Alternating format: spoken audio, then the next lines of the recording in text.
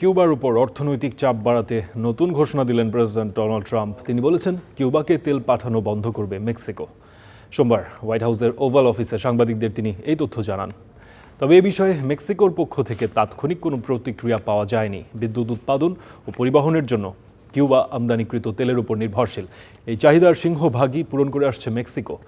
মার্কিন নিষেধাজ্ঞা এবং চরম অর্থনৈতিক সংকটের কারণে বছরের পর বছর ধরে পর্যাপ্ত জ্বালানি কিনতে পারছে না কিউবা। জ্বালানির জন্য তাদের উপর নির্ভর করতে হচ্ছে হাতে গোনা কয়েকটি মিত্র দেশের ওপর।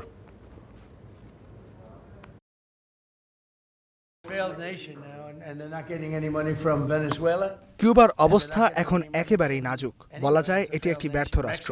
তারা ভেনেজুয়েলা থেকে কোনো অর্থ পাচ্ছে না, এমনকি অন্য কোনো উৎস থেকেও তাদের হাতে টাকা আসছে না। এটি পুরোপুরি অকার্যকর একটি রাষ্ট্রে পরিণত হয়েছে। এখন মেক্সিকো তাদের তেল পাঠানো বন্ধ করবে। That fled Cuba. They came over on rafts. They went through shark-infested waters.